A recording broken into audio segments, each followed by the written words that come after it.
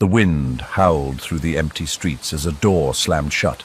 A mother dog stood frozen in the snow, her 6 tiny puppies huddled beneath her, trembling. She didn't understand. Moments ago, they had a home, warmth, safety. Now the cold bit into her fur, and the scent of the only family she'd ever known was fading behind that locked door. Why?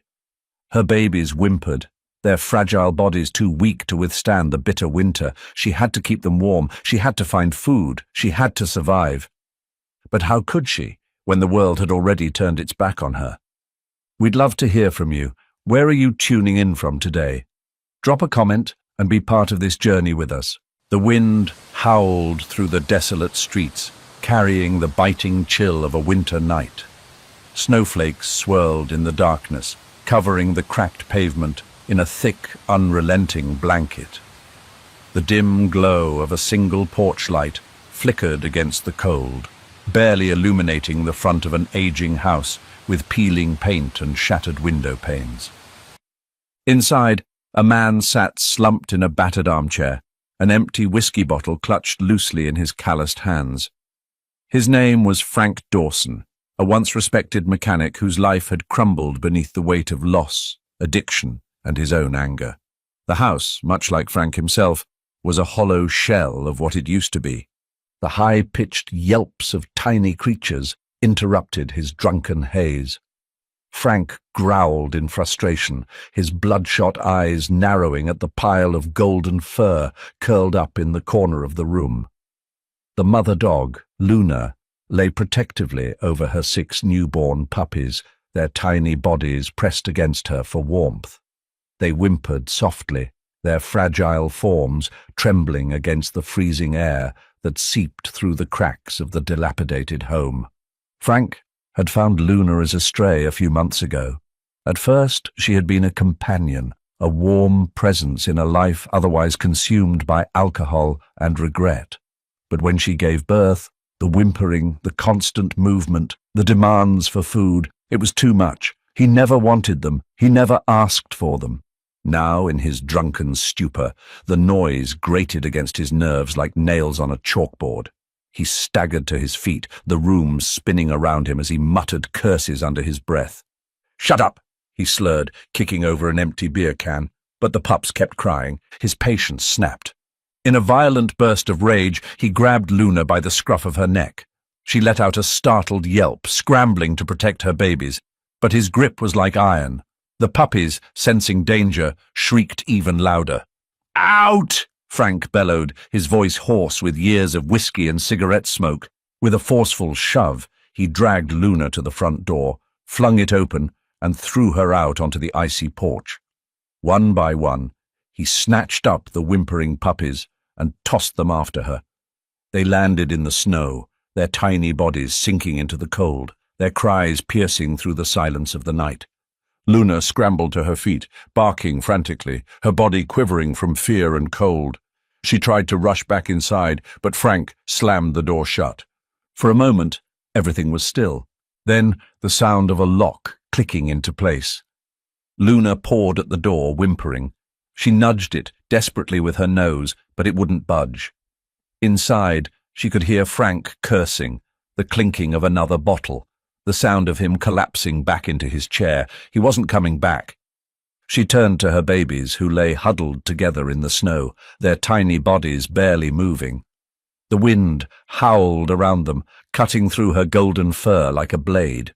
Instinct took over. She curled herself around them, wrapping them in the warmth of her body, her breath coming out in rapid puffs against the freezing air. She didn't understand. Moments ago they had a home, warmth, safety. Now they were alone in the merciless cold. Not far from the scene, Daniel Carter walked along the snow-covered sidewalk, his boots crunching against the ice. He pulled his coat tighter around his broad frame, his breath escaping in soft clouds. Daniel wasn't out this late by choice. He had just finished a long shift at the local hardware store and was heading back to his small cabin on the outskirts of town. Unlike most, he had never quite taken to city life, preferring the quiet solitude of the woods. As he turned the corner onto Frank's street, something caught his eye. A golden shape curled up near the porch of the decrepit house. At first he thought it was just a lump of discarded trash buried under the snowfall, but then movement. He narrowed his eyes. A dog. Daniel's pace slowed as he approached. His heart clenched when he saw the truth unfold before him. A mother dog trembling, doing everything she could to shield her litter of puppies from the brutal cold. His breath hitched. He had seen stray dogs before, but something about this one felt different. Maybe it was the way she refused to abandon her young. Maybe it was the way her eyes flickered with both fear and determination, like she understood the depth of the betrayal she had just endured. Daniel let out a slow breath, his mind racing. He should keep walking. Taking in stray animals wasn't something he could afford. His own life was simple, just him and his aging dog, Max. He had a small home, a modest job, and just enough to get by. Another mouth to feed, let alone 7, was impossible. But as he stared at the helpless creatures, he knew he couldn't just walk away. Luna lifted her head, her weary eyes locking onto his. And in that moment, Daniel made a choice. He stepped forward, reaching out a hand, his voice low and calm. "Hey, girl, you're not alone anymore." Daniel stood frozen in the snow, his breath slow and measured as he looked at the mother dog curled around her puppies. The icy wind howled around him, tugging at his coat, urging him to move, to make a decision. Luna's amber eyes locked onto his, filled with a mix of exhaustion and silent pleading. Her body trembled, not just from the cold, but from fear, from desperation. She didn't whimper or bark. She simply stared at him, as if she knew that whatever happened next would change everything. Daniel hesitated. He had spent years keeping his world small, closing himself off from anything that could complicate his already simple, structured life. Bringing in a stray dog and 6 puppies wasn't just a complication, it was a responsibility he wasn't sure he could handle. His fingers curled into fists inside his gloves. He should find a shelter, someone else to take them. But in a town like this, the nearest shelter was overburdened, and he knew what happened to dogs that didn't get adopted fast enough. His jaw tightened. If he walked away now, what were the odds that they would survive the night? Daniel exhaled sharply and finally moved. He crouched down, his voice low and steady. "All right, girl. Let's get you and your little ones somewhere warm." Slowly, he extended his hand. Luna tensed, pressing herself closer to her puppies, but she didn't growl. Her muscles quivered, torn between fear and hope. She sniffed his hand cautiously, and after a long moment she gave a barely perceptible nod, as if surrendering to whatever fate had planned. Daniel carefully scooped up the first puppy, a tiny golden-furred ball of warmth, and tucked it inside his coat. One by one he gathered the rest, placing them gently in the crook of his arm. Luna didn't move, but her eyes followed his every motion, her body taut with vigilance. "Come on," he said softly. "I won't hurt them."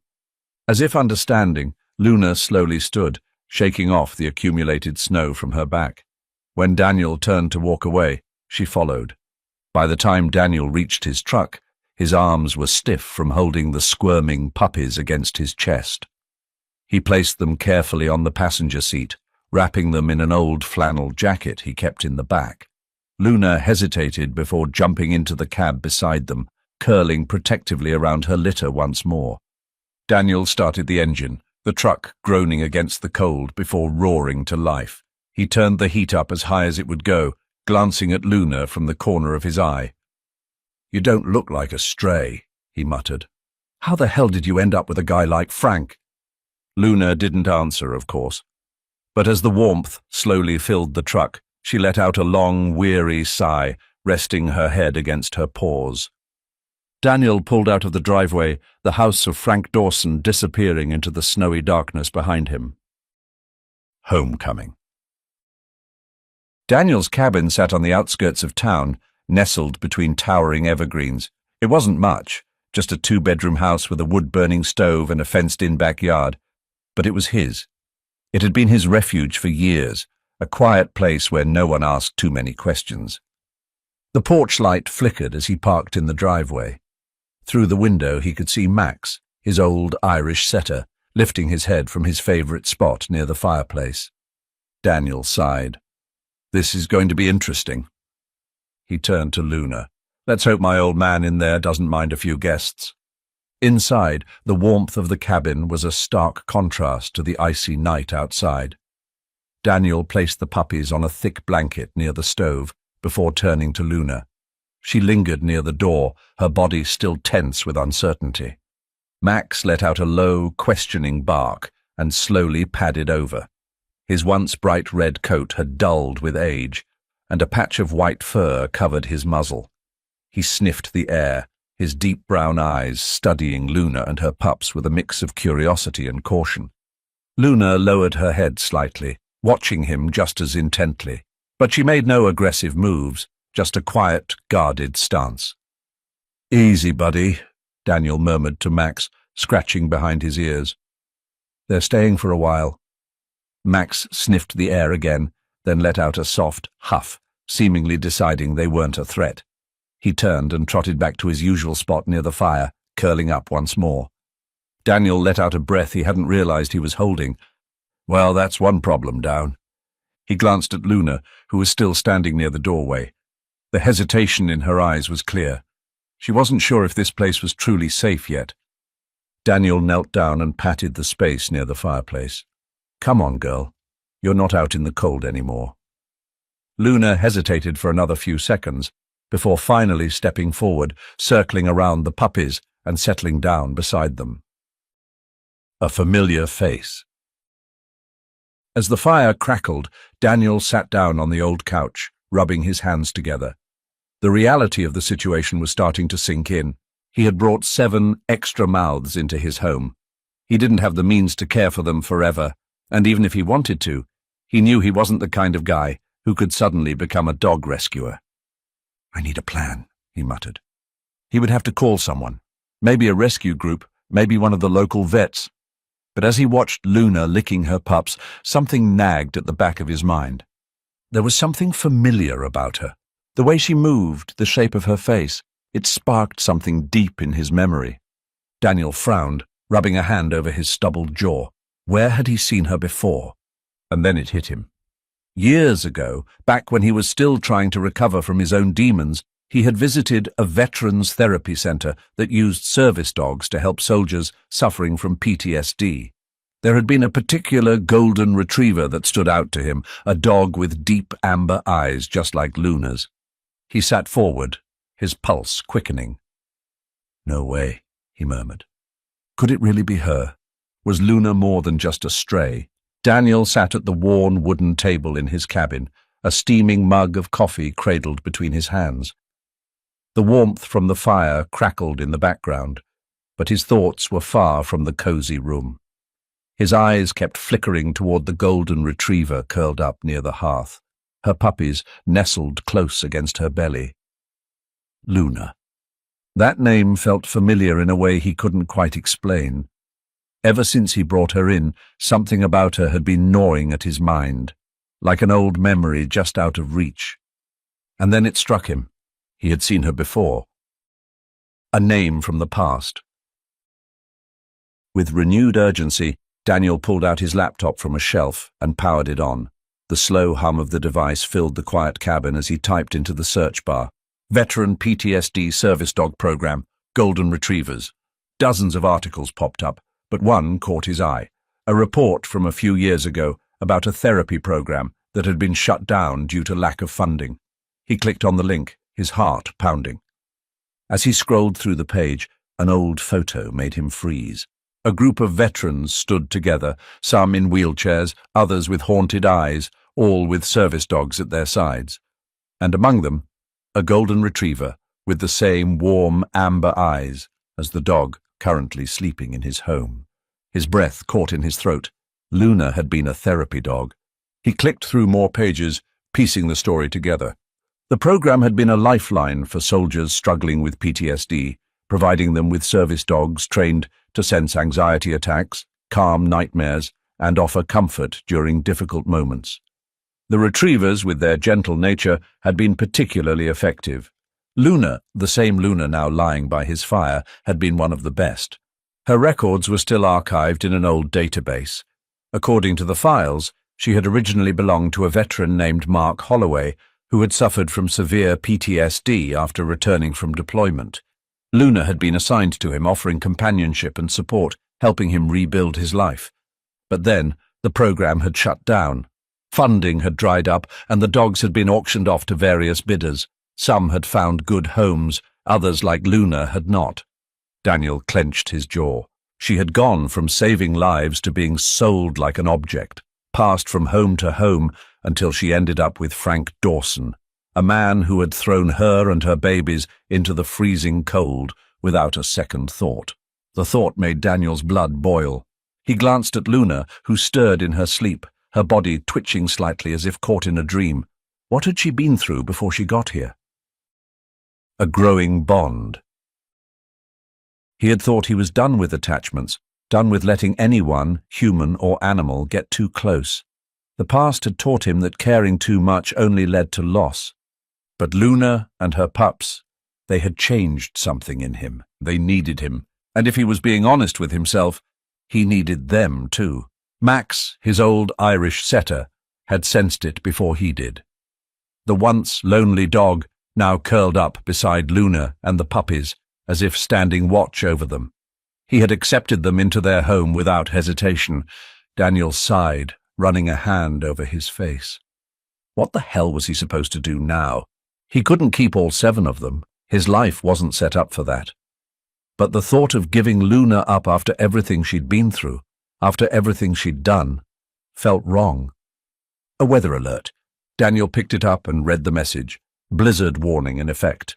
Extreme cold, high winds and heavy snowfall expected within the next 12 hours. Stay indoors, travel not advised. His stomach tightened. A storm was coming. Preparing for the worst. Daniel moved quickly. If the blizzard was as bad as they predicted, he needed to prepare. His cabin was sturdy, but it wasn't immune to power outages or extreme cold. He needed extra firewood, blankets, food, for himself, Max, and now Luna and her pups. He pulled on his heavy coat and boots, glancing at Luna before stepping out into the icy night. Snow was already beginning to fall in thick, relentless flakes. The wind bit into his skin, even through the layers. He trudged toward the shed behind the house, forcing the door open against the freezing air. Inside, he grabbed as much firewood as he could carry, stacking logs high in his arms before making his way back inside. Once back in the warmth of the cabin, he filled extra water bowls, made a makeshift bed of blankets near the fire, and reinforced the windows with thick curtains. Luna watched him carefully, her golden eyes tracking his every movement. She seemed to sense something was wrong. Luna gave a soft whine, nudging his hand with her nose. Daniel wasn't sure if it was gratitude or simple exhaustion, but either way, he felt the smallest hint of trust growing between them. The storm rolls in. Hours passed, and the blizzard hit with full force. Snow piled up outside, the wind howling through the trees, making the cabin creak under the pressure. The world beyond the windows had disappeared into a swirling white abyss. Inside, the fire blazed, filling the space with warmth. The puppies snuggled close together, tiny bundles of fur pressing against Luna's belly. Daniel sat on the floor beside them, staring into the flames. He knew what he had to do. When the storm passed, he would find out what happened to Mark Holloway. If Luna had once been a service dog, then she deserved better than what had happened to her. And maybe, just maybe, Daniel would figure out what that meant for himself too. Because something told him that Luna's story was far from over. The storm came with a fury that the town had not seen in years. By nightfall, the blizzard had transformed the landscape into an endless white abyss, burying the roads, silencing the world, and sealing Daniel's cabin in a cocoon of ice and snow. Luna lay curled around her puppies, shielding them with her body. Max rested nearby, his aging frame stretched out beside the warmth. The old dog had been restless since the storm had started, his ears twitching at every gust of wind. Daniel checked his supplies. He had stocked up as best he could before the blizzard hit, but even so, he knew they were in for a rough night. The power goes out. The cabin shuddered, and suddenly everything went dark. Daniel swore under his breath. The electricity had finally given out. The fire was now their only source of heat. He grabbed a flashlight and quickly assessed their situation.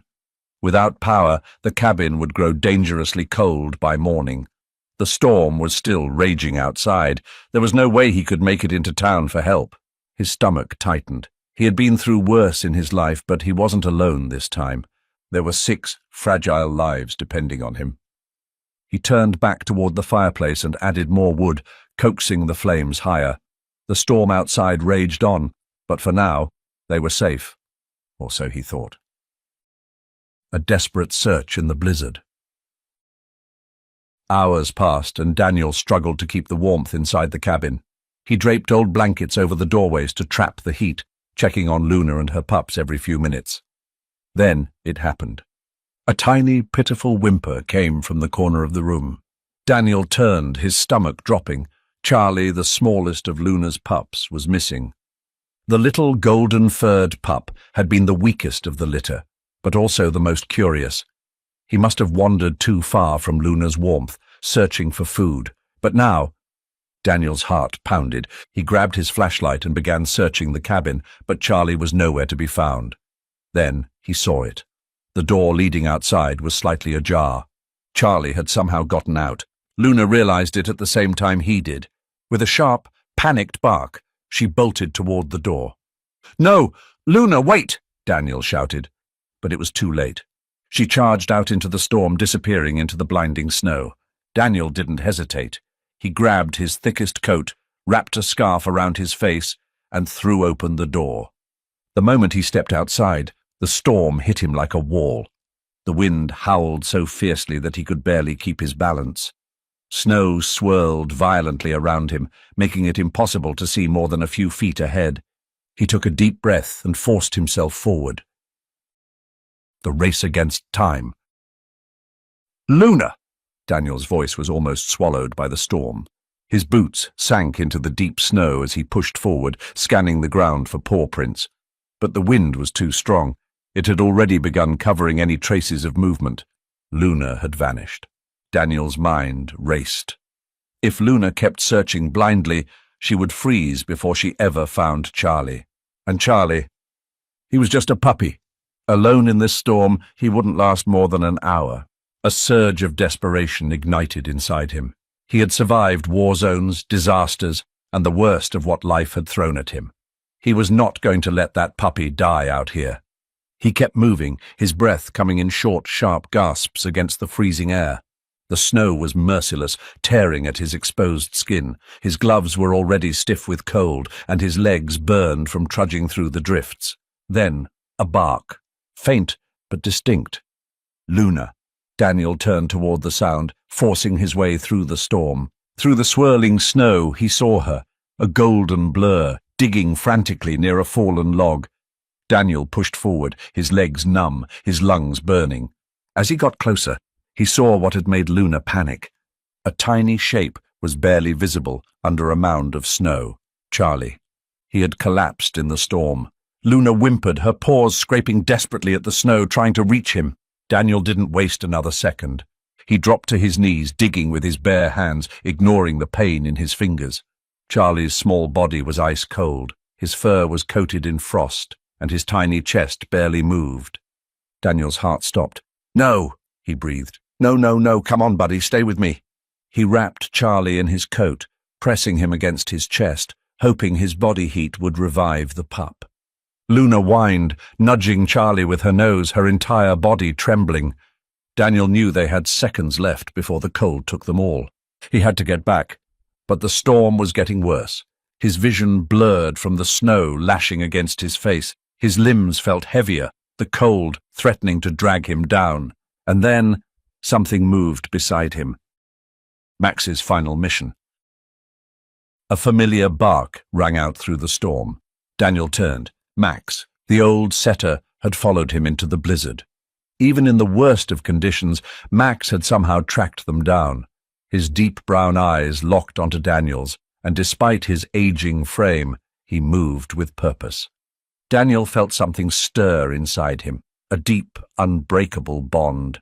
Max had been his partner in war, his companion through years of isolation, and even now, in the heart of the storm, he was still standing by his side. "Find the way home, boy," Daniel said through chattering teeth. Max sniffed the air once, then took off, his powerful nose leading the way.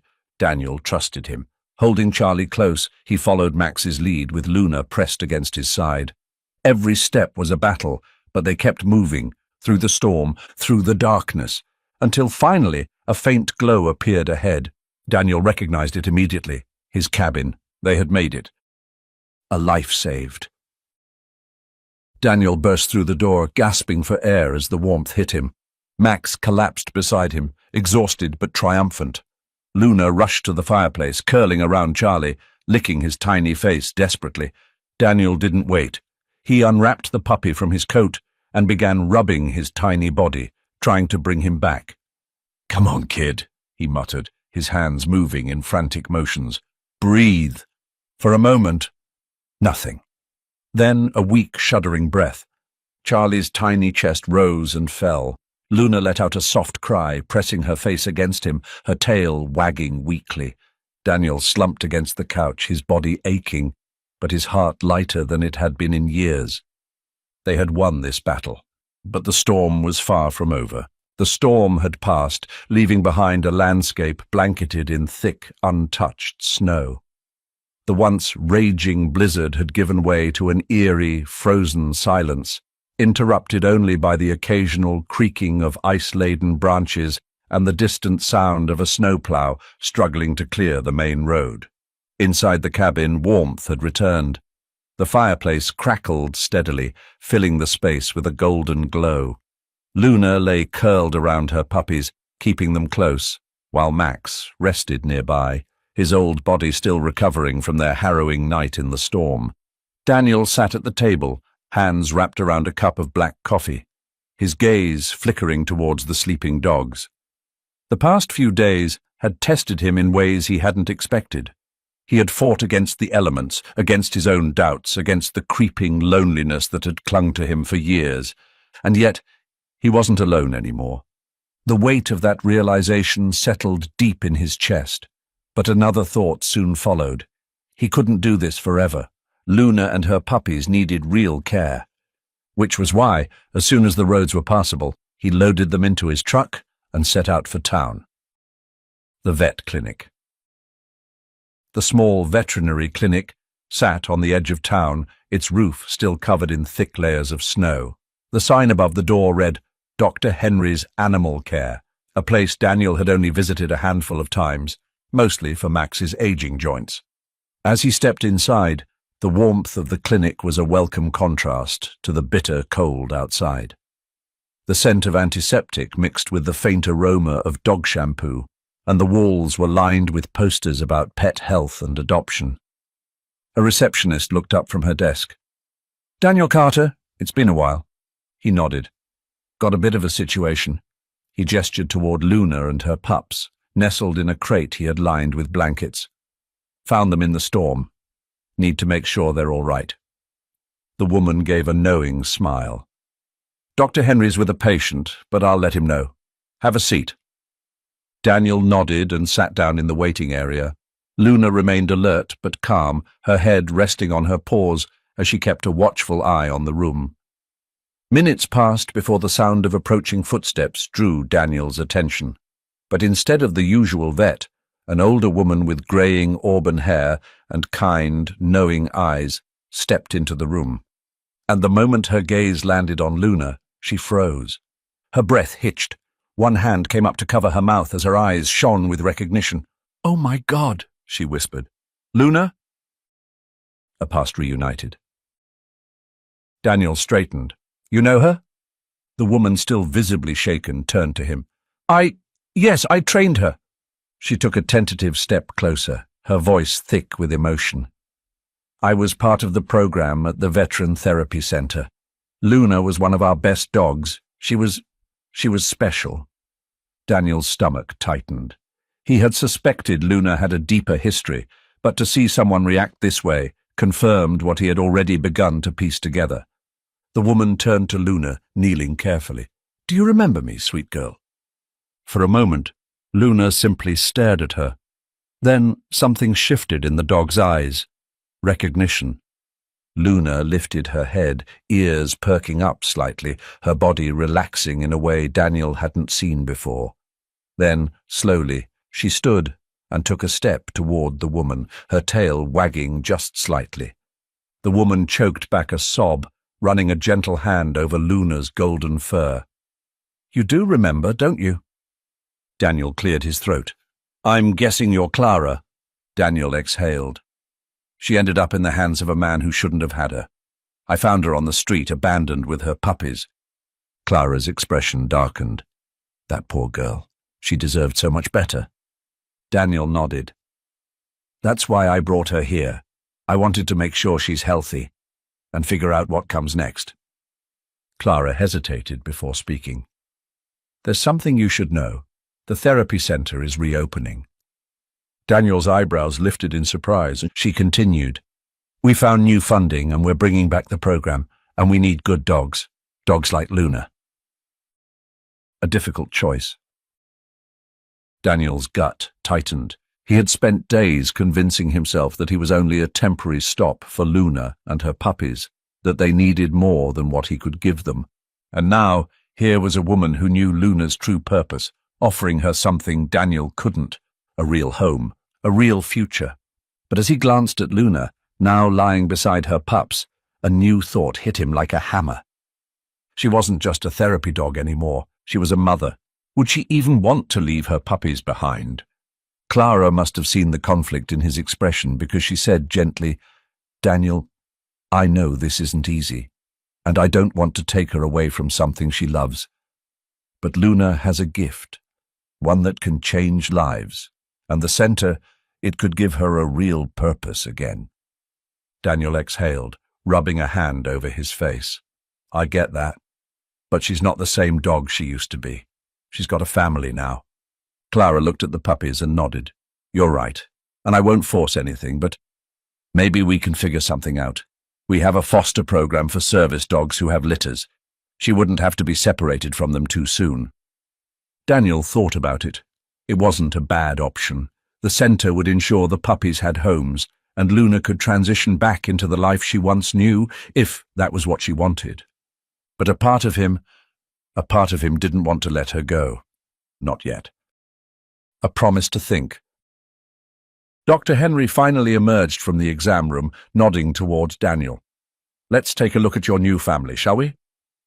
As Daniel followed the vet into the exam room, Clara lingered, watching Luna with a deep, thoughtful gaze. When Daniel turned back to her, she simply smiled. "Take your time," she said. "No matter what happens, I just want what's best for her." Daniel nodded, but deep down he knew this decision wasn't just about what was best for Luna.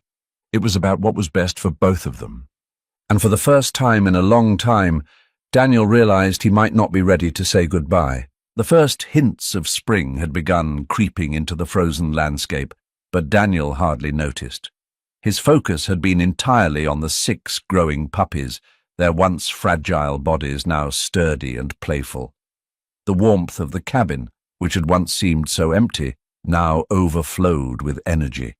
Paws skittering across the wooden floors, playful growls and yelps filling the air. But Daniel knew the hardest part was coming. They couldn't stay forever. Time to let go. One evening, Clara visited again. She sat with Daniel by the fire, watching as Luna's pups tumbled over each other in an endless game of wrestling. Luna lay nearby, watching them with a mother's patience. "They're strong," Clara said softly. "You've done an incredible job with them." Daniel exhaled, rubbing a hand over his face. "Doesn't make this any easier." Clara nodded. "I know." They both knew what had to happen next. The puppies needed homes, real homes, ones where they would be loved and cared for without uncertainty. So, over the next week, Clara helped Daniel carefully select families, ones that were ready for the responsibility, ones who understood what it meant to welcome a dog into their lives. One by one, the pups left. First was Milo, a feisty little guy with boundless energy, who found a home with a young couple eager for adventure. Then Bailey, the gentlest of the litter, went to a retired woman looking for companionship. Daisy and Finn, a pair of inseparable siblings, were adopted by a family with children who had fallen in love with them at first sight. And then there was Riley, who had captured the heart of a local firefighter. Daniel watched each puppy go, feeling a sharp ache in his chest every time he handed one over. But he reminded himself it was for the best. They deserved families that could give them everything. But then there was Charlie. And Charlie was different, the puppy that chose him. Unlike the others, Charlie didn't seem to understand what was happening. Every time another puppy left, he would tilt his little head in confusion, looking up at Daniel as if to say, "Where are they going? When will they come back?" And then, when only he was left, he did something Daniel didn't expect. He stopped leaving his side. Wherever Daniel went, Charlie was there, trotting behind him, curling up at his feet, refusing to play too far from where Daniel stood. At night he insisted on sleeping near Max, snuggling close to the old setter, as if he had always belonged there. It wasn't just that Charlie didn't want to leave. Charlie had already chosen his home.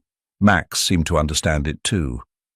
The old dog, who had once been indifferent to the litter, now watched over Charlie like a mentor, letting the pup climb on him, chew his ears, and curl up against his belly. Daniel tried to ignore it at first. He had told himself he couldn't keep any of them.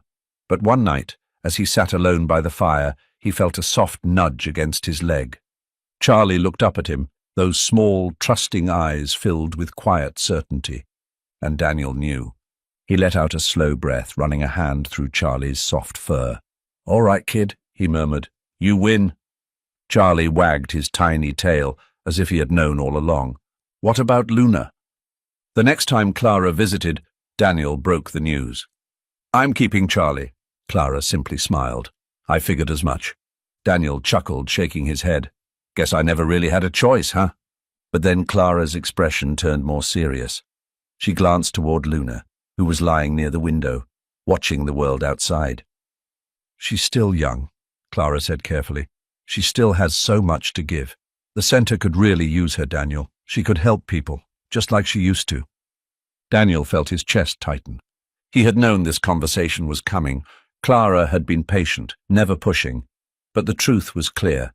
Luna had once been a therapy dog. A remarkable one. She had helped soldiers, brought them comfort, changed lives. Daniel swallowed hard, looking at Luna. Would she want that again? Did he have the right to keep her here when she could be out there making a difference? A silent answer. That night, Daniel sat outside on the porch, staring up at the stars. Luna padded over quietly, settling beside him. For a long moment they just sat there, watching the darkened trees sway in the gentle breeze. Daniel sighed, running a hand through her fur. "They want you back at the center," he murmured. "You could help a lot of people again, you know." Luna didn't react, just leaned into his touch. "I don't want to be selfish," he admitted, "but I don't want to lose you either." Luna finally turned her head and did something unexpected. She pressed her nose against his chest, just over his heart. And in that simple, quiet moment, Daniel understood. She had made her choice. She wasn't just a therapy dog anymore. She wasn't a stray or a forgotten service animal. She was his family. The final decision. The next morning, Daniel met Clara outside the cabin. She had come expecting an answer. "She's staying," Daniel said simply. Clara studied his face, then looked down at Luna, who stood beside him, her tail wagging just slightly. Then she smiled. "I thought so." She reached down, scratching Luna behind the ears. "You found where you belong, didn't you, girl?" Luna leaned into her touch, but her eyes remained fixed on Daniel. Her choice was clear. Daniel let out a slow breath, relief and certainty settling over him. "I'll keep helping with the center," he told Clara. "If there's anything I can do, I want to be involved. But Luna, she's staying here." Clara nodded. "I wouldn't have it any other way." And just like that, the question that had been hanging over them was answered. Luna was home. The morning air was crisp, carrying the last whispers of winter. But inside Daniel's cabin, warmth filled every corner, not just from the fire crackling in the hearth, but from something deeper, something he hadn't felt in years. For the first time in what seemed like forever, Daniel didn't wake up to silence. Instead, he woke to the soft padding of paws on the wooden floor, the gentle rustling of movement near the fireplace, and the occasional playful yap of a puppy still adjusting to his new home. "Charlie," Daniel groaned, rolling over, but before he could pull the blanket over his head, a warm, wet nose nudged against his hand. He cracked one eye open. Charlie sat beside the bed, staring up at him, tail wagging expectantly. Behind him, Luna lay stretched out near the door, watching the interaction with quiet amusement. And at the edge of the room, Max, his old, patient companion, was curled up in his usual spot, lifting his head just enough to give Daniel a look that said, "You brought this on yourself." Daniel let out a slow breath.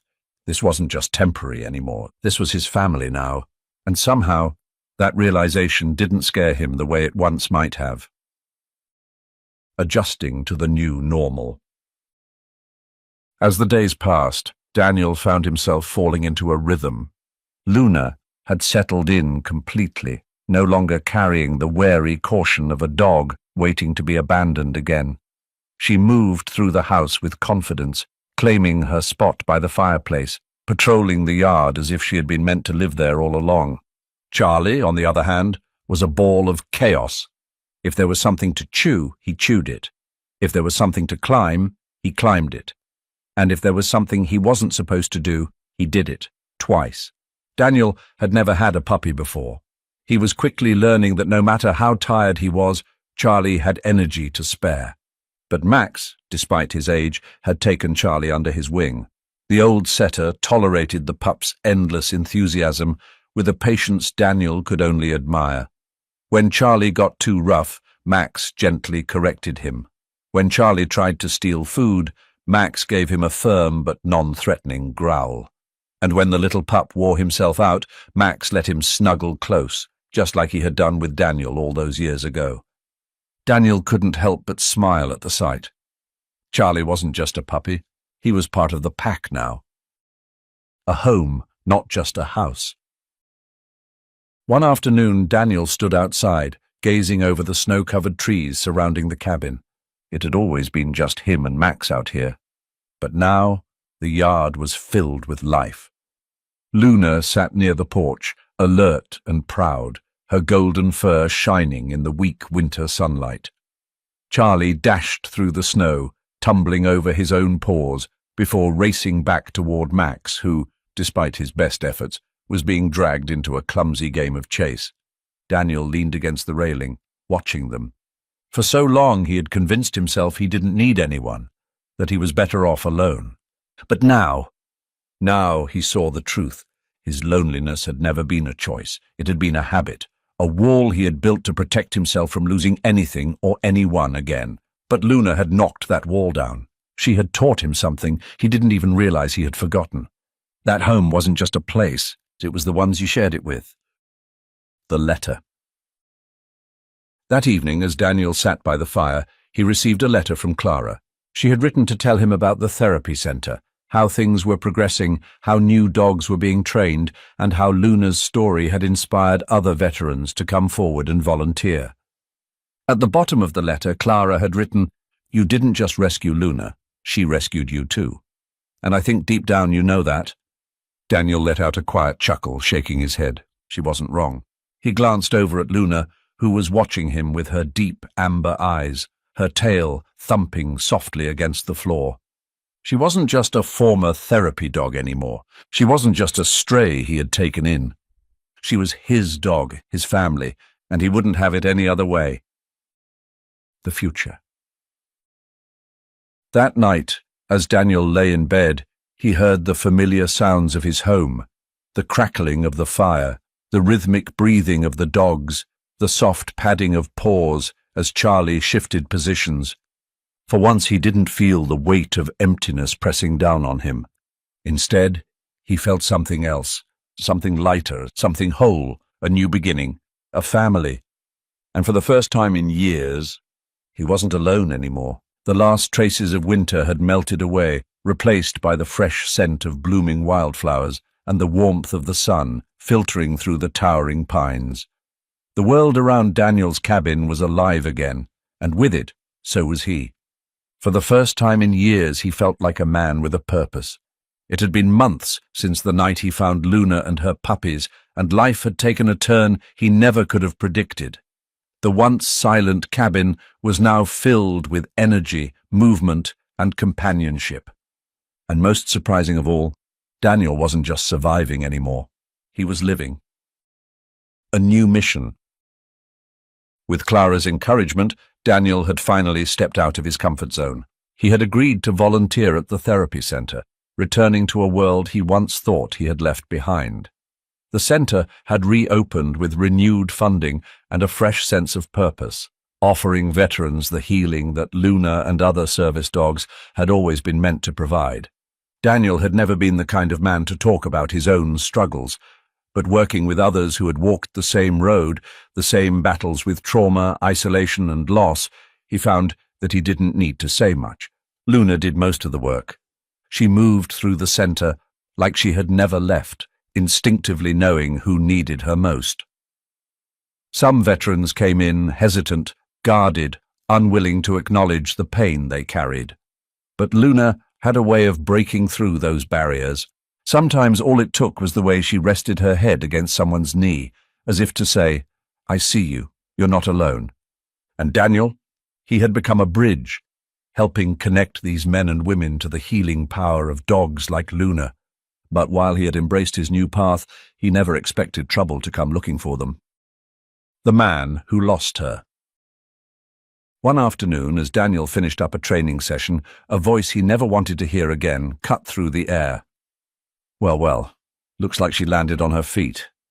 Daniel turned slowly, his entire body tensing. Standing at the entrance of the therapy center was Frank Dawson.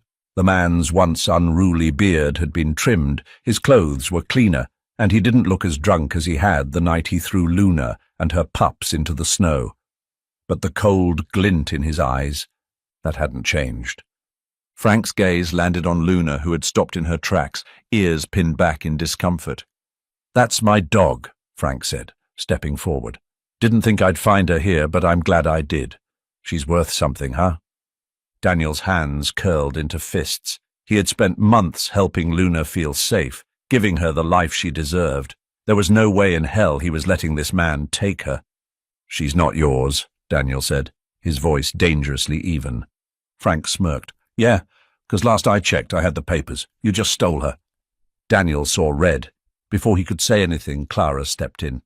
"You abandoned her," she said sharply. "You threw her out like garbage. That's neglect, Frank. You don't have any rights over her anymore." Frank sneered. "Maybe, but I've got money now, and the law's the law. Unless you can prove she belongs to you, I can take her back." Daniel's stomach twisted. Could this really happen? Could Frank just walk in and rip Luna away from the life she had built? But Clara had already been prepared for this moment. "Actually," she said, pulling a folder from the desk, "you're too late." She handed Daniel a set of official adoption papers, the papers naming Daniel Carter as Luna's legal owner. Daniel blinked, barely processing what he was looking at. He had never signed anything, but then he looked at Clara, realization dawning. She had done it for him, just in case. Frank paled, his confidence faltering. "This is It's legal," Clara cut in. "You're done here, Frank." For a long moment, Frank just stood there, his hands twitching at his sides. But he knew when he was beaten. With a final glare, he turned on his heel and stormed out. The moment the door shut, Daniel let out a breath he hadn't realized he'd been holding. Luna, sensing the shift, trotted up to him and pressed her nose against his hand, the same way she had when she chose to stay. She was safe. She was his, for good. The life they chose. A week later, Daniel sat on the porch of his cabin, watching as his family played in the yard. Charlie had grown into a strong, confident pup, still playful but no longer the fragile little thing that had once been lost in the snow. He and Max were inseparable, with the old setter still keeping a watchful eye on his mischievous younger companion, and Luna. She sat beside Daniel, content, her gaze sweeping over the land like she belonged there. Because she did. Daniel ran a hand through her golden fur. "Guess you're really staying, huh?" Luna looked up at him, and for a moment he swore she smiled. The sun dipped lower in the sky, casting everything in a golden glow, and as Daniel sat there, surrounded by the ones who had changed his life, he finally understood. The miracle wasn't just that he had saved Luna and her pups. It was that they had saved him too, and in that moment, he knew. They had all found their way home. Life can be full of cruelty and unfairness, but kindness and love have the power to create miracles. Luna was abandoned, cast aside like she meant nothing, but she was never truly alone, because there are always good people willing to reach out and help. Daniel thought he had lost everything, but in the most unexpected way, he found a family that healed his heart. Some encounters aren't just coincidences, they are acts of divine love, guiding us toward where we are meant to be. If you believe in kindness and compassion, you too can be part of a miracle for someone in need. Have you ever witnessed a moment of kindness that changed someone's life? We'd love to hear your story in the comments. The storm raged through the night, howling like a beast in the dark. Amidst the pounding rain and biting wind, a frail golden retriever lay motionless in the mud. Her body trembled, exhausted beyond measure, yet she refused to close her eyes. Curled against her belly, 6 newborn puppies whimpered weakly, their tiny bodies seeking warmth that was quickly fading. The mother's breaths were shallow, labored, desperate. Was this how it would end? Alone, forgotten, swallowed by the storm. But just when all hope seemed lost, fate intervened.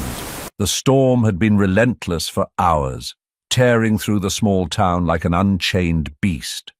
Wind howled past rooftops, rattling windows and bending trees under its fury.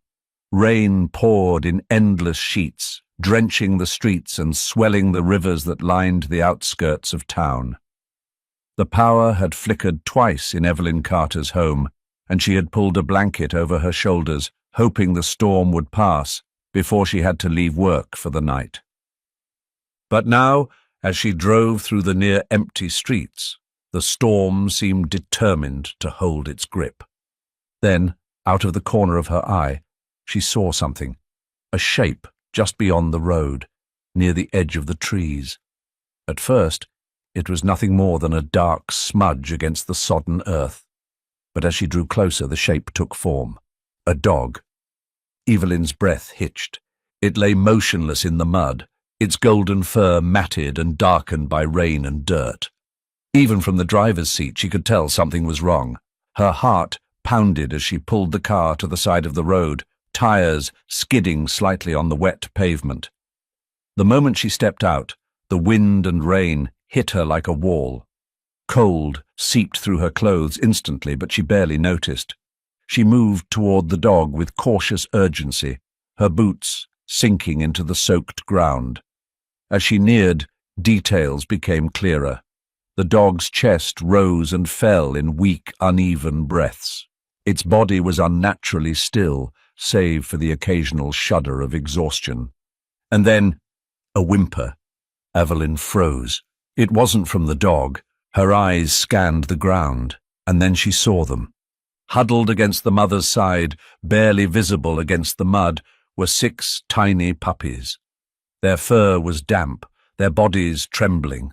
One of them let out another pitiful whine, its tiny head barely lifting before sinking against its siblings again. A sharp pang went through Evelyn's chest. She dropped to her knees, heedless of the cold and the water seeping into her jeans. Her hands trembled as she reached out, pressing her palm gently against the mother's damp fur. The dog didn't move. "Hey, sweetheart," Evelyn whispered, her voice barely carrying over the storm. "Can you hear me?" For a long, heart-wrenching moment, there was no response. Then, just as she was about to panic, the dog's eyes fluttered open, deep brown, tired, pleading. Evelyn swallowed the lump in her throat. The mother wasn't just weak, she was dying. The mother had given everything she had left to shield her puppies from the storm, but it wasn't enough. She had no more warmth to give, no more strength to fight, and if Evelyn didn't act now, she would lose them all. Her car was only a few yards away, but the puppies were too small to be exposed to the wind for even a second longer than necessary. The mother. She didn't know if she could even carry her without hurting her more. The rain pounded harder against her back as she made a decision. First, the puppies. Evelyn shrugged off her thick jacket, working quickly to wrap the tiny bodies in its warmth. She scooped them up carefully, holding them close to her chest as she rose to her feet. The weight was almost nothing, but the responsibility was staggering. She turned back to the mother, her heart twisting at the sight. The dog's gaze hadn't left her. Those deep, dark eyes followed her movements, desperate but resigned. "I'll be right back," Evelyn whispered, though she wasn't sure if the mother could even understand her. "I swear." She rushed back to the car, opening the passenger door and placing the puppies on the seat. She adjusted the heating vents, directing them toward the fragile bodies, then quickly wrapped them tighter in her jacket. She spun on her heel, racing back into the rain. The mother hadn't moved. Evelyn knelt beside her again, this time with purpose. "Okay, sweetheart," she murmured, sliding her arms carefully under the frail body. "I've got you." Lifting her was harder than Evelyn had expected. The dog wasn't heavy, but the sheer lifelessness of her form made her feel heavier than she should have. The mother let out the faintest of whimpers as Evelyn adjusted her grip, holding her close. She wasn't going to make it much longer. Evelyn's chest tightened as she hurried back to the car. She eased the mother onto the seat beside her puppies, adjusting her position as best as she could to keep her warm. The dog gave a weak sigh, her eyes fluttering shut again.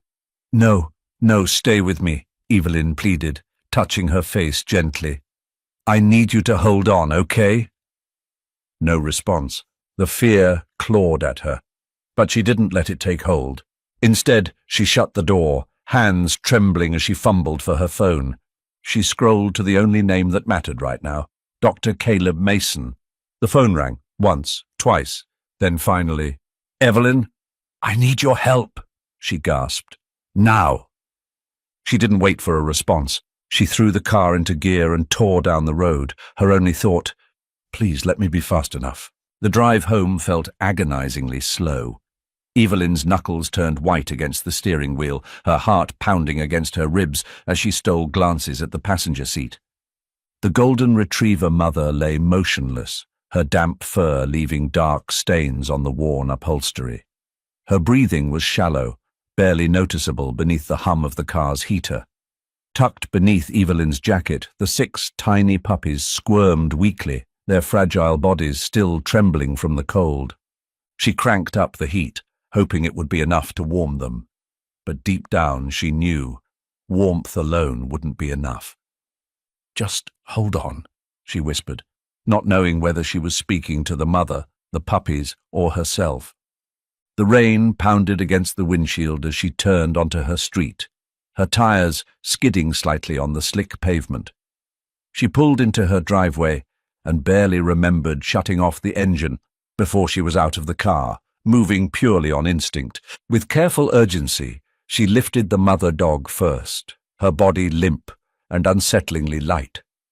Evelyn carried her inside, laying her on a thick towel in the living room, right in front of the space heater. She ran back to the car for the puppies, bundling them into a soft basket lined with another towel. She worked quickly, rubbing each puppy gently with a warm cloth, trying to get their tiny bodies dry. They were so small, far too small to be away from their mother's warmth for this long. A faint whimper made her pause. The mother stirred, her head twitching slightly as she let out a barely audible sigh. Evelyn dropped to her knees beside her, stroking the damp fur along the dog's neck. "You're safe now," she murmured, voice thick with worry. But she wasn't safe, none of them were. Evelyn grabbed her phone with shaky fingers and scrolled through her contacts, pressing a familiar name. The phone rang twice before a groggy voice answered. "Evelyn?" "Caleb," she exhaled, her voice tight with urgency. "I need your help, now." A brief pause, then his voice sharpened. "What happened?" "I've found a dog. She's in bad shape. A mother. Just gave birth. The puppies are freezing and she—" Evelyn's breath caught as she glanced at the dog's unmoving form. "She's not doing well. I think she's dehydrated. Maybe worse." "I'll be there in 10 minutes, Caleb said without hesitation. Evelyn hung up and turned back to the dog. 10 minutes. She wasn't sure they had that long. The veterinarian's verdict. Caleb Mason arrived soaking wet, his dark coat dripping from the storm as he stepped inside. His sharp blue eyes immediately scanned the scene. The weak mother, the fragile litter of puppies. He didn't waste time with questions. Kneeling beside the mother dog, he pressed 2 fingers against her side, feeling for a pulse. Then he checked her gums, his expression tightening as he noted how pale they were. "She's completely dehydrated," he said grimly, "and severely malnourished. How long was she out there?" Evelyn shook her head. "I don't know. Long enough that she can barely lift her head." Caleb ran a hand through his damp hair, exhaling through his nose. "This is bad, Ev." He pressed his stethoscope to the mother's ribs, listening intently. After a long pause, he set it down and looked at Evelyn. "She's in critical condition. If we don't intervene immediately, she won't make it through the night." Evelyn's stomach twisted. "What do we do?" Caleb reached into his bag, pulling out a fluid bag and IV line. "She needs fluids, now, but it's risky." He hesitated. "Her body's so weak, and her system is already shutting down. If she doesn't respond to the treatment, there's a chance it could push her over the edge instead of saving her." Evelyn felt like the floor had dropped out beneath her. "So what, you're saying we should do nothing?" she asked, her voice sharper than she intended. Caleb met her eyes steadily. "I'm saying you need to decide. Do we let her go peacefully, or do we fight and risk putting her through something she might not survive?" Evelyn looked at the dog, the way her ribs barely lifted with each breath, the way her once golden fur was dulled with grime. But she also remembered the way the mother had fought, the way she had curled her body protectively around her puppies, even as the storm threatened to swallow her whole. Evelyn had carried her out of the mud, out of that cold, merciless night, because she had believed she had a chance. And she still believed it. "We fight," she said firmly. Caleb didn't question her. He simply nodded. A battle for survival. Evelyn sat beside the mother, gently stroking her fur, as Caleb prepared the IV. He cleaned a small patch of fur on the dog's leg, then expertly slid the needle beneath her skin, securing it in place with tape. The fluid dripped slowly into her vein, a lifeline in the form of saline and electrolytes. For the first few minutes there was nothing. Evelyn barely breathed, her hand resting over the mother's frail body, feeling the faintest rise and fall beneath her fingers. Caleb sat on the other side of the dog, his sharp eyes trained on every twitch, every minute change. Then a flicker of movement, a slight twitch of the paw, a soft huff of breath, barely audible. Evelyn held her breath as the dog's eyelids fluttered. Caleb's gaze snapped to the monitor. "Her pulse is stabilizing." Relief crashed over Evelyn like a tidal wave. Caleb wasn't smiling yet. He knew better than to celebrate too soon, but there was a shift in his expression, a sliver of hope in the hardened lines of his face. "She's not out of danger yet," he cautioned, "but she's trying." Evelyn swallowed hard, nodding. She looked down at the mother and whispered, "You're not alone anymore. Just keep fighting." A long night ahead. The storm outside had calmed to a steady drizzle by the time Caleb finished checking the puppies. They were weak, but stable. As long as they stayed warm and started feeding soon, they had a good chance. Caleb packed up his bag but hesitated before heading to the door. "You should get some rest," he said, eyeing Evelyn with concern. "It's going to be a long night." Evelyn glanced at the mother dog, still connected to the IV, her body curled slightly around her litter. She shook her head. "I'll rest when she does." Caleb studied her for a moment, then sighed, a small smile tugging at the corner of his mouth. "All right, Ev," he said softly. "Call me if anything changes." As he left, Evelyn settled onto the floor beside the dog, pulling a blanket around her shoulders. She listened to the gentle rhythm of the mother's breathing, the tiny whimpers of the puppies, and the faint patter of rain against the window. She had saved them from the storm. Now, she just had to help them make it through the night. The house was silent, save for the soft hum of the heater and the faint whimpers of the puppies nestled in their blanket-lined basket. Evelyn sat cross-legged on the floor beside them, exhaustion pressing heavily against her bones. A steaming cup of coffee rested on the table beside her untouched. She wasn't tired from lack of sleep, though she hadn't rested much, but from the sheer weight of it all. The mother dog, still too weak to move much, lay curled in a bed of fresh towels, her body rising and falling with slow, measured breaths. Evelyn had made sure she was warm, fed and hydrated. The IV had helped, but it was a fragile lifeline. Despite everything, the dog was still here, still fighting. And Evelyn wasn't sure why, but she felt something stir inside her, a feeling she hadn't let herself experience in years. Something about Maggie, as she now called her, reminded her of another kind of love she had once known. Something about the tiny, helpless puppies, now blindly nuzzling for warmth, unlocked a door in her heart she had long since bolted shut. A past she couldn't outrun. Evelyn hadn't always been alone. She used to laugh easily, love deeply, and believe in the future. She had been a wife, a mother, but life had a cruel way of taking the things you cherished most. 7 years ago, she had stood in a hospital hallway, the taste of coffee still bitter on her tongue, when she heard the words that had shattered her world. There was an accident. She remembered the sterile white walls, the hollow-eyed doctor, the way the world seemed to shrink into a single, suffocating moment.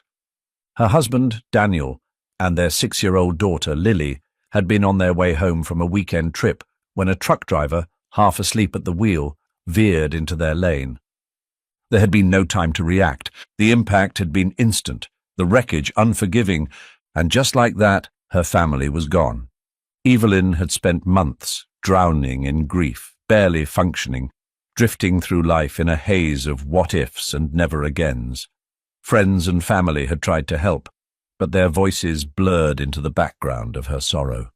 At some point she had stopped letting people in altogether. She left the city, moved to this quiet town, and built a life of solitude. Books became her refuge. Gardening gave her hands something to do when the silence became too much. She told herself she was fine. But some wounds don't heal, no matter how much time passes. Something was changing.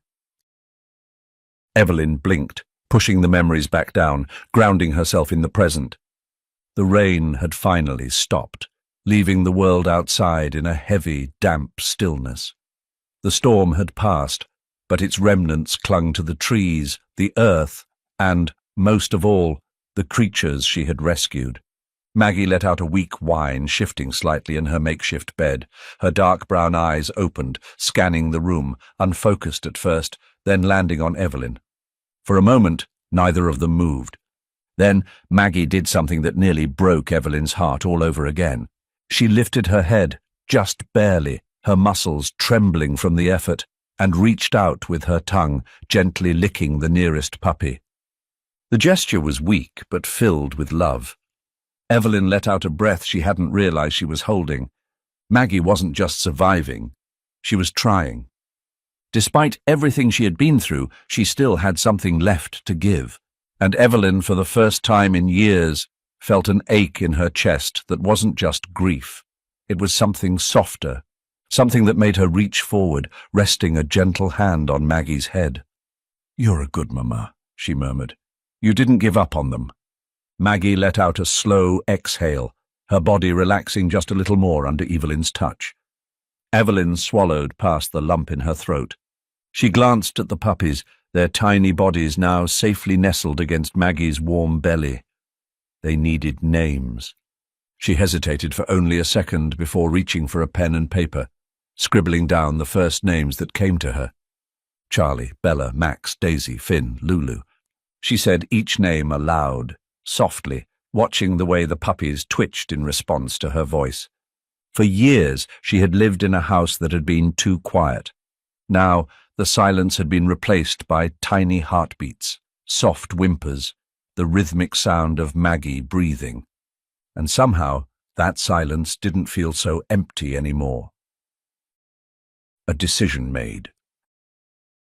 Hours passed in a blur of careful feedings, checkups, and soft reassurances.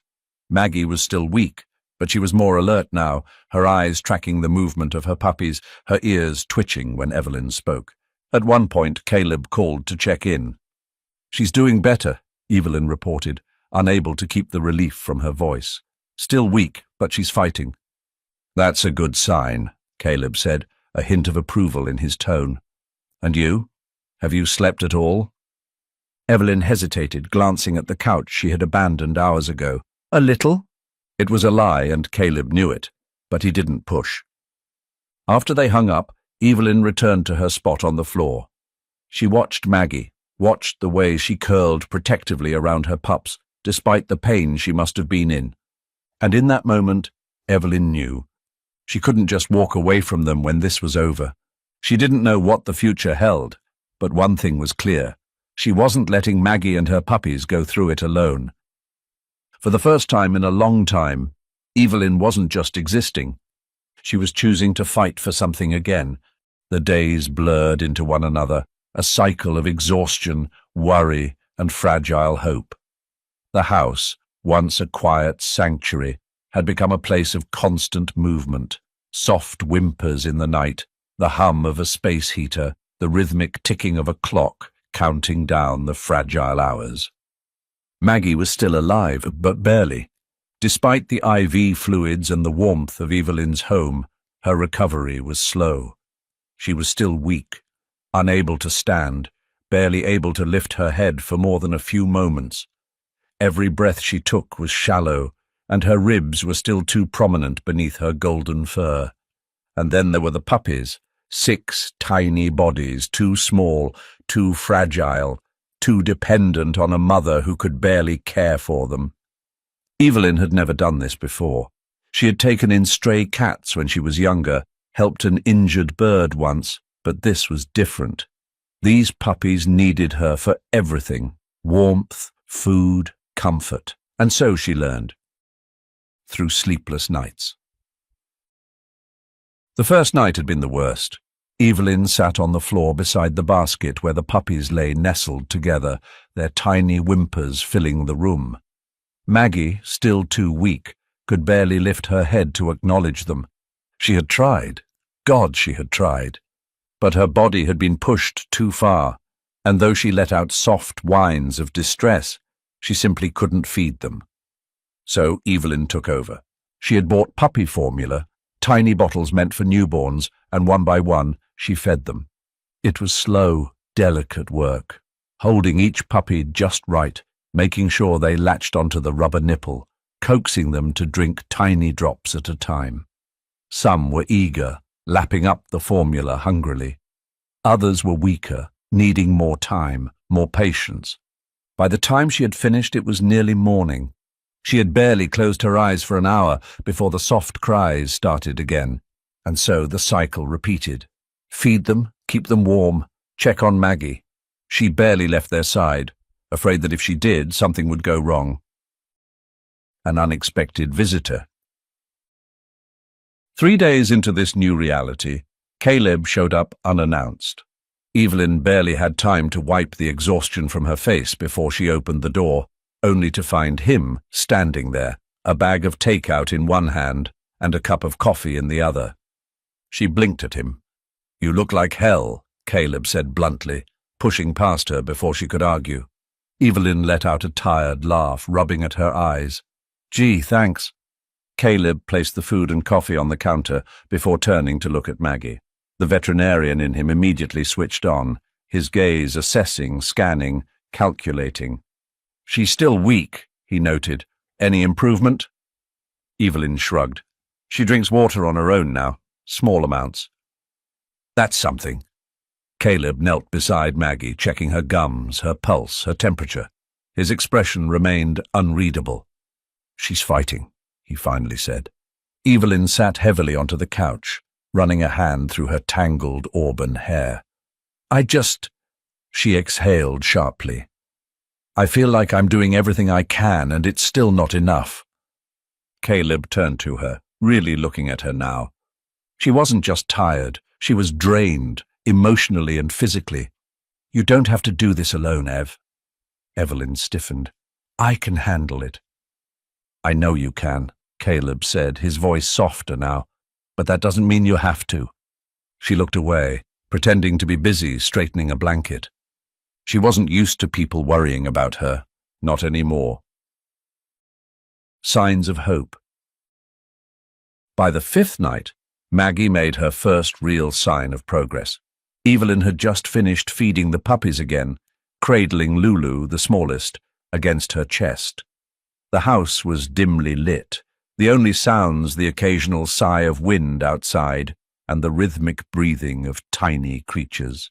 She set Lulu back in the basket and rubbed her tired eyes, her body aching from nights of sleeping on the floor beside them.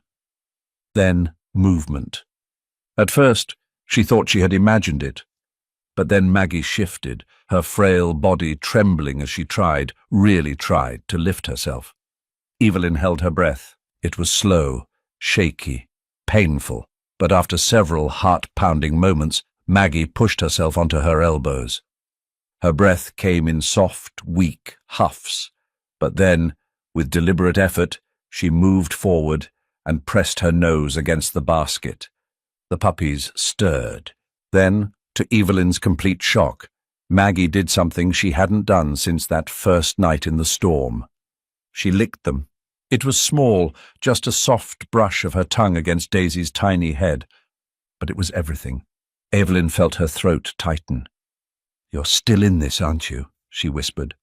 Maggie let out a soft huff, and Evelyn swore she saw the tiniest flicker of recognition in those brown eyes. She had been on the edge of giving up, but now she was choosing to stay. A silent thank you.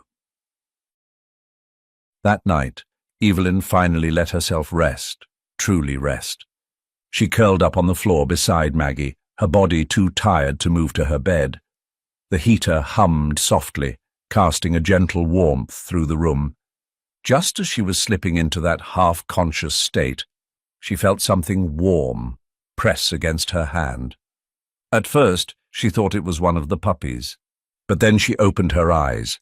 Maggie had moved again, this time closer to her, and now the dog was resting her head on Evelyn's hand. The touch was light, almost hesitant, but there was something deeply intentional about it. Evelyn's chest ached in a way she hadn't expected. She had spent so much time saving Maggie, and yet at this moment it felt like Maggie was the one trying to comfort her.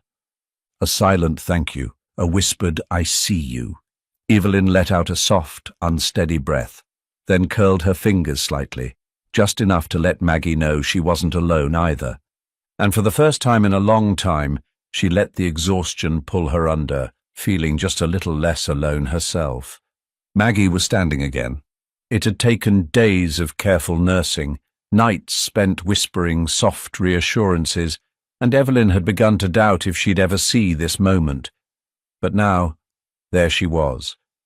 The frail golden retriever, once too weak to even lift her head, was standing in the middle of the living room, her legs trembling but determined.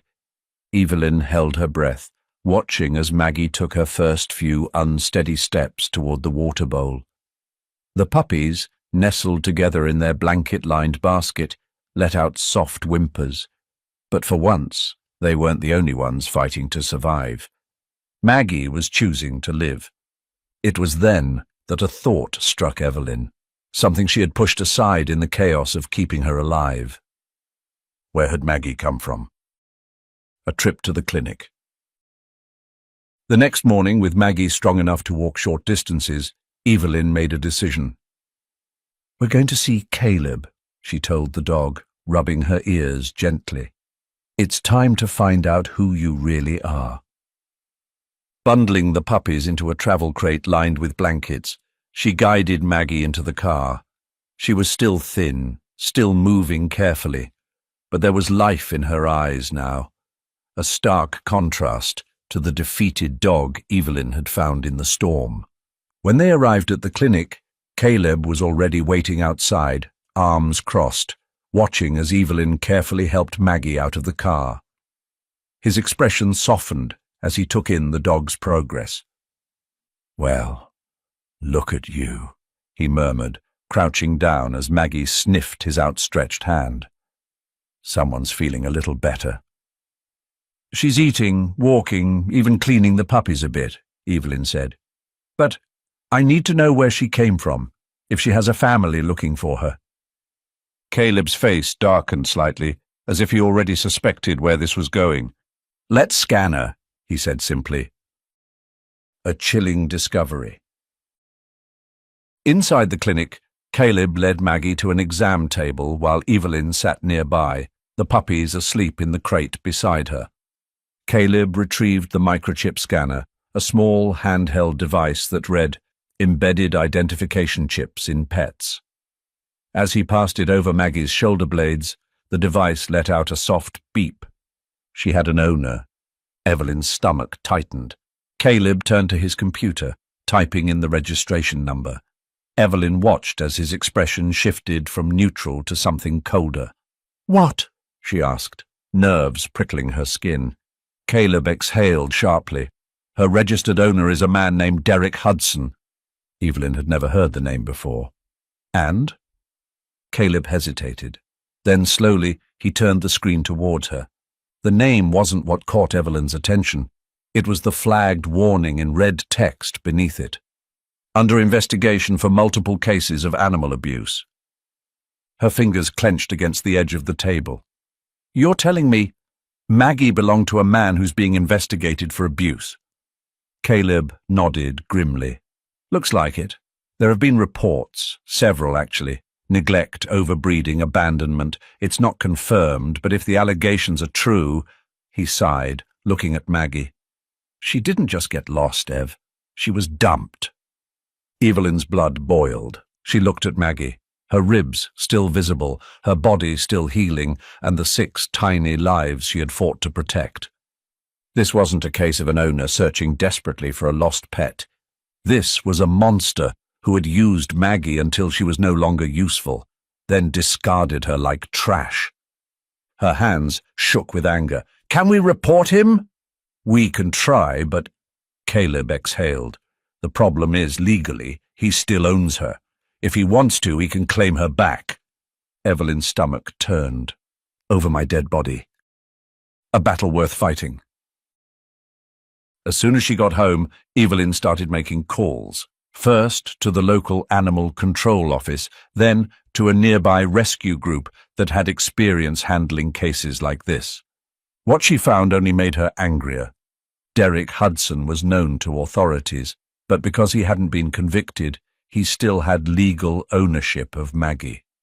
If he wanted her back, there was a chance he could take her. The thought of that man coming anywhere near Maggie and her puppies made Evelyn's skin crawl. She wouldn't let it happen. If the law was slow to catch up, then fine, she would fight this her way. She started documenting everything: Maggie's condition when she was found, her medical records, photographs of her emaciated body. She also contacted a lawyer, asking about options to have Maggie legally surrendered or rehomed without Hudson's involvement. But the real fear loomed. What if he found out she had Maggie? What if he came looking? Evelyn tightened her grip around the cup of coffee in her hands. He wouldn't, because she would never let him get close. A promise made. That night, as the house grew quiet and the puppies lay curled against Maggie's belly, Evelyn sat beside them, gently stroking the mother's golden fur. Maggie sighed softly, her body still weak but peaceful for the first time in what felt like forever. Evelyn leaned in closer, lowering her voice to a whisper. "You're safe now," she promised. "No one, Not Derek Hudson, not the law, not anyone was going to take Maggie away. She had been tossed away like she was worthless. But Evelyn knew the truth. Maggie wasn't just worth saving, she was worth fighting for. Evelyn had expected Derek Hudson to show up eventually. She just hadn't expected it to happen so soon. It started with a phone call, a blocked number. She almost didn't answer until something in her gut told her she should. The moment she pressed the phone to her ear, she wished she hadn't. "I know you have my dog." The voice was cold, edged with something both arrogant and threatening. Evelyn's grip on the phone tightened. She didn't need to ask who it was. "She's not yours anymore," she said, keeping her voice even. Derek let out a low, humorless chuckle. "That's not how the law sees it." "She was dying when I found her," Evelyn snapped, anger rising. "You left her to die in the mud. That's not ownership, that's cruelty." Silence, then. "Listen here, lady." Derek's voice hardened. "I don't give a damn what you think. Maggie is my dog, and so are her pups. You have something that belongs to me, and if you don't give them back, you'll regret it." Evelyn's heart pounded, but she refused to let fear take root. "You'll have to take me to court then," she said coolly, "because I'm not giving them up." A pause, then, "See you there."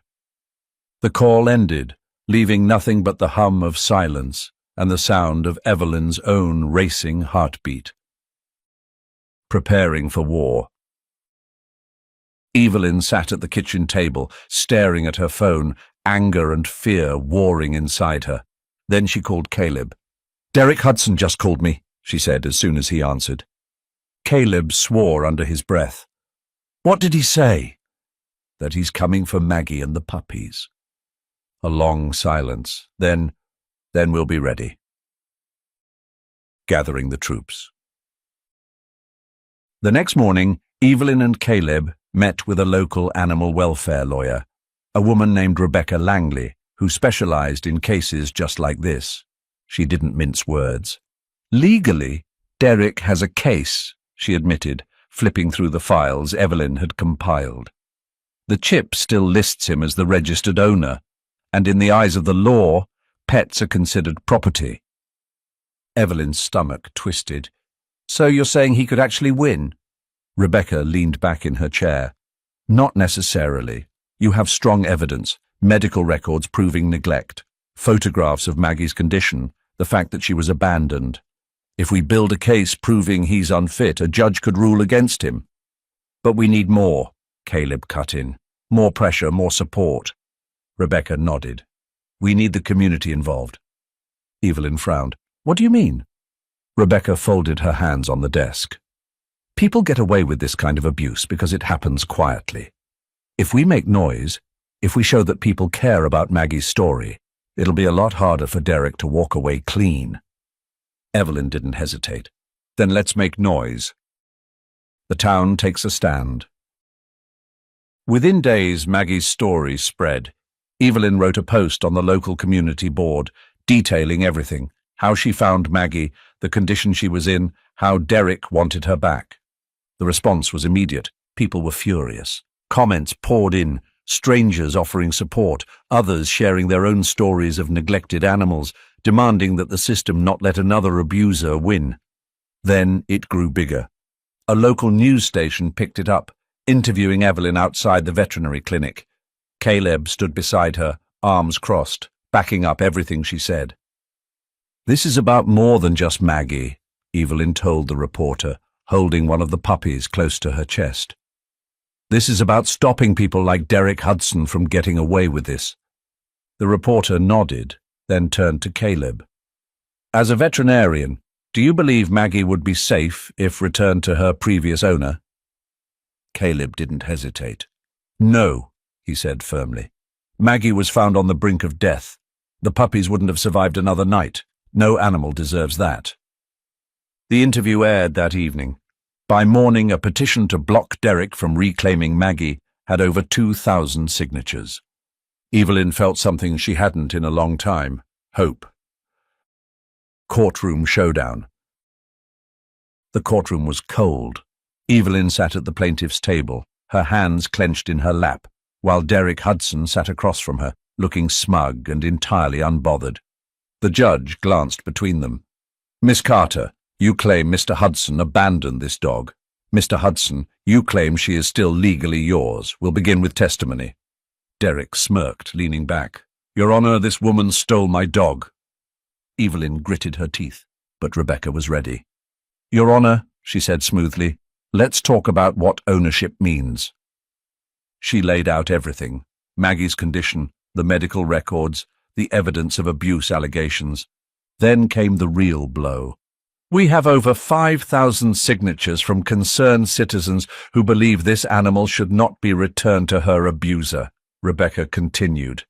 "Your Honor, I ask, what is more important, a name on a microchip or the life of this dog?" The judge's gaze hardened. Derek opened his mouth, but this time he had nothing to say, because for once in his life he wasn't in control.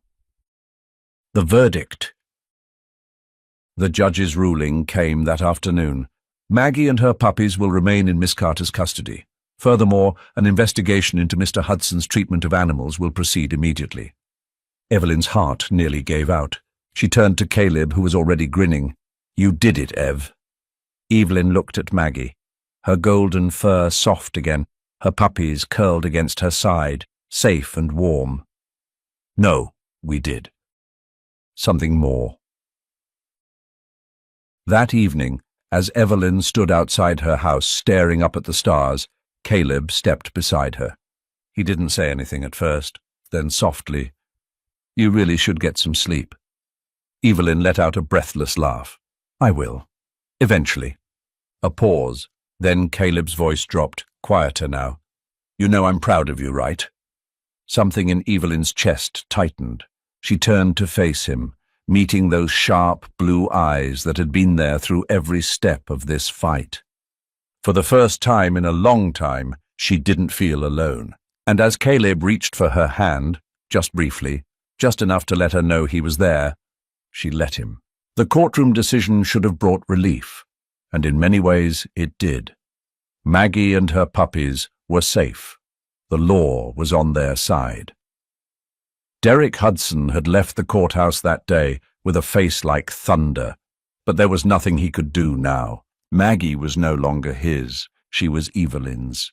Yet, even as she signed the final papers confirming her legal ownership, Evelyn felt something deeper settle inside her, a realization that this wasn't just about winning a fight, it was about what came next.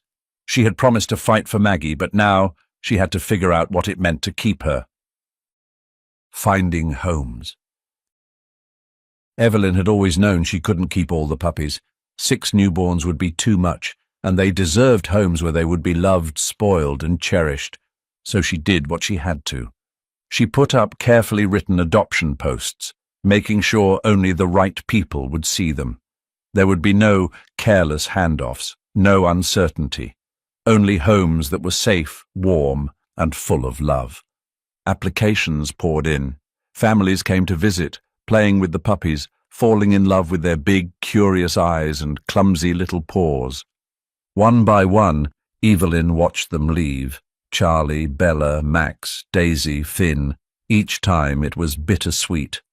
She should have felt empty as the house grew quieter, but she didn't, because Lulu was still there. And so was Maggie. A choice that was never a choice. One evening, as Evelyn sat on the floor beside Maggie, watching Lulu chew on the corner of an old blanket, she felt Caleb's presence before he even spoke. "She's the last one," he said, leaning against the doorway. Evelyn nodded, scratching behind Maggie's ears. "Have you found anyone for her yet?" Caleb asked. Evelyn hesitated. The truth was, she hadn't even tried. She had told herself she was just taking her time, making sure Lulu was big enough, strong enough. But deep down, she knew the real reason.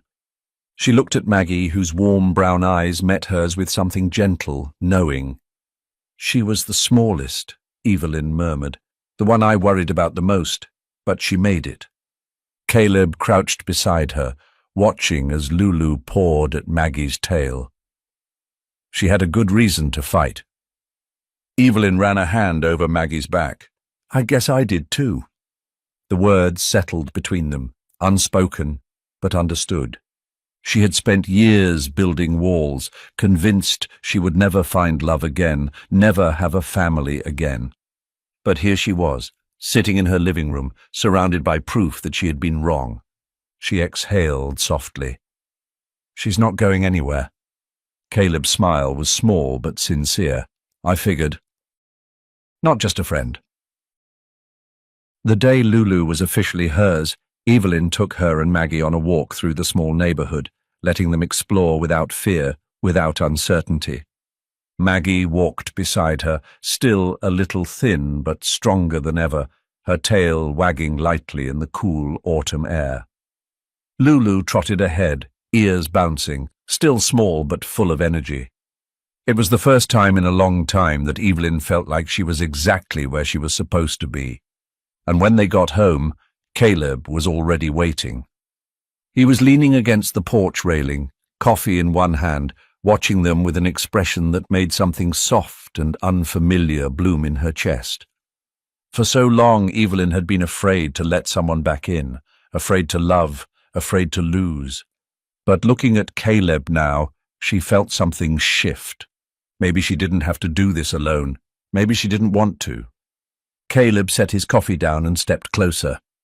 You're keeping both of them, huh? Evelyn nodded. I think they're meant to be here. Caleb studied her for a moment, his voice quieter this time. Maybe I am too. Her breath hitched slightly, and for once she didn't pull away from the feeling. Instead, she smiled, really smiled, because maybe, just maybe, this wasn't just Maggie's story of second chances. Maybe it was hers too. The house was different now, not just in the way it looked, but in the way it felt. Gone was the quiet stillness that had once suffocated the space. Now it was filled with the soft thudding of paws, the laughter of visitors, and the warmth of something Evelyn hadn't dared to hope for in years, belonging. Winter had melted into spring, and with it a new life had taken root. Charlie stays. One by one, Evelyn had watched Maggie's puppies find their families. Each adoption had been bittersweet, filled with hugs, whispered promises, and the occasional tearful goodbye. But when the last puppy was ready to leave, Evelyn couldn't do it. Charlie, the smallest, the most timid, had burrowed his way into her heart. She had told herself she was just waiting for the right family, but deep down, she had always known. Charlie wasn't meant to go anywhere, and Maggie seemed to know it too. The moment Evelyn had made her decision, Maggie had nudged Charlie closer, as if to say, he belongs here. And that was that. A place for the forgotten. Evelyn had spent years trying to outrun her past, but now she had finally found something worth building instead. The idea had started small, just a passing thought, a way to help one or two animals in need. But before she knew it, her quiet home had become a refuge. She had converted the old barn into a shelter, installed kennels, and reached out to local rescues and volunteers. The town had embraced it wholeheartedly, donating supplies, offering time, spreading the word. What had once been a lonely house was now a sanctuary, for animals, for people, for her. Still here. Caleb had been there through it all, helping with the renovations, teaching her the ins and outs of running a rescue, making sure she actually ate meals instead of living on coffee. But more than that, he had simply stayed. One evening, as they finished cleaning up after a long day, Evelyn leaned against the doorframe, watching Maggie and Charlie chase each other in the yard. The sight made her chest tighten in the best way. "They look happy," Caleb said, stepping beside her. Evelyn smiled. "Yeah, they are." A beat of silence stretched between them before Caleb added, "So are you." She turned to him, and for the first time in a long time she didn't shy away from the truth. "Yeah," she said softly, "I think I am." A home at last. That night, Evelyn sat on the porch, letting the quiet settle around her. Maggie lay beside her, resting her head against Evelyn's leg, her golden fur warm under the glow of the porch light. Charlie was curled up at her feet, breathing softly. The wind carried the faint scent of earth and spring rain, and somewhere in the distance the sound of Caleb's laughter drifted from inside the house. Evelyn closed her eyes, letting it all sink in. For the first time in years, she wasn't waiting for something to go wrong. She wasn't holding her breath. She wasn't alone, and she was home. And as she sat there, her hand resting gently on Maggie's back, she smiled. Because this life she had built, this love she had found again, was exactly where she was meant to be. Maggie's story is more than just one of survival. It is a testament to resilience, love, and second chances.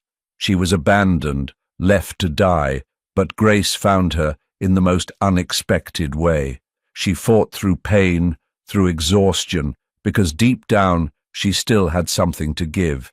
And in saving her, Evelyn found something too, a reason to open her heart again.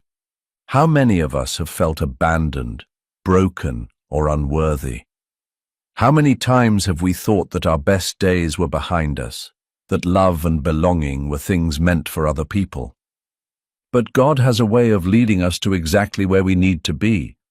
Sometimes He sends us hope in the form of a second chance.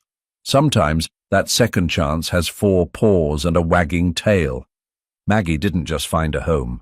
She helped build one, not just for herself, but for Evelyn, for Charlie, and for every lost soul who would come through their doors. Let this story be a reminder. Love heals. Hope restores.